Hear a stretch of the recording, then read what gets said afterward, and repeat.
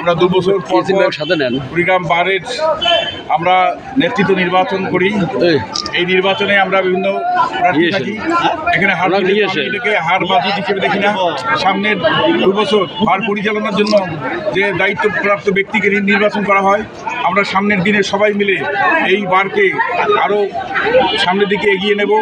বারে litigant people যারা আসে তাদের জন্য আমরা এটাকে নিরাপদ করে তুলব, তাদের বিচার প্রাপ্তির ক্ষেত্রে, এবং আমরা সবাই সবার জন্য কাজ করব। আমি আজকে এই নির্বাচনের মধ্য দিয়ে কুড়িগ্রাম জেলা আইনজীবী সমিতির কার্যনির্বাহী পরিষদ নির্বাচন 2025-এ সভাপতি পদে নির্বাচিত হয়ে আমি প্রথমে অভিনন্দন জানাতে চাচ্ছি আমার প্রতিদ্বন্দ্বী প্রার্থী, যিনি আমাকে নির্বাচনে নির্বাচিত হওয়ার ব্যাপারে সহযোগিতা করেছেন। প্রথমে আমি তার প্রতি কৃতজ্ঞতা জানাচ্ছি, অভিনন্দন জানাচ্ছি।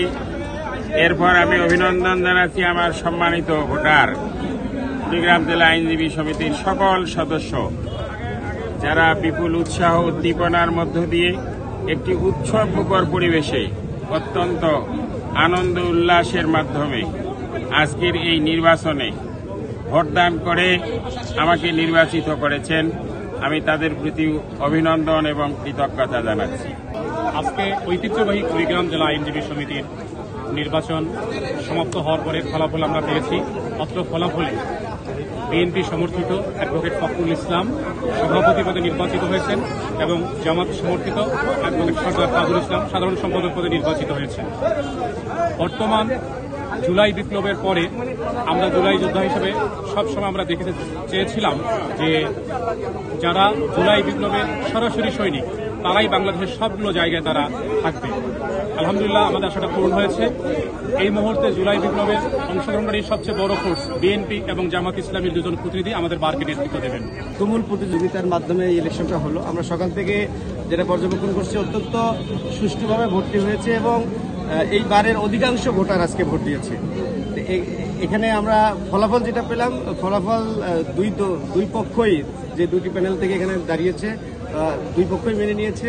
এবং এখানে আপনারা জানেন যে বিএনপিপন্থী আইনজীবীদের সংগঠন থেকে সভাপতি পদে এবং জামাতপন্থী আইনজীবীদের সংগঠন থেকে সেক্রেটারি পদ পেয়েছে। আমি ব্যক্তিগতভাবে এবং আমাদের দল গণ অধিকার পরিষদের পক্ষ থেকে তাদেরকে অভিনন্দন জানাই এবং এও জানাই যে একটি আইনজীবী, এটা পেশাজীবী যেহেতু সংগঠন, এই বার এবং আইনের শাসন প্রতিষ্ঠার জন্য এই নতুন কমিটি কাজ করবে। আমরা আসলে এই 5ই আগস্টের পরে নতুন বাংলাদেশে তুমুল প্রতিযোগিতার মাধ্যমে এরকম একটি বাংলাদেশ চাই, যেখানে কাঁধে কাঁধ মিলিয়ে পরাজিত হওয়ার পরেও একে অপরকে সহযোগিতার মনোনিবেশ করবে এবং কাজ করবে। একসঙ্গে কাজ করলে আমার মনে হয় যে কুড়িগ্রাম বার অনেক দূরে এগিয়ে যাবে।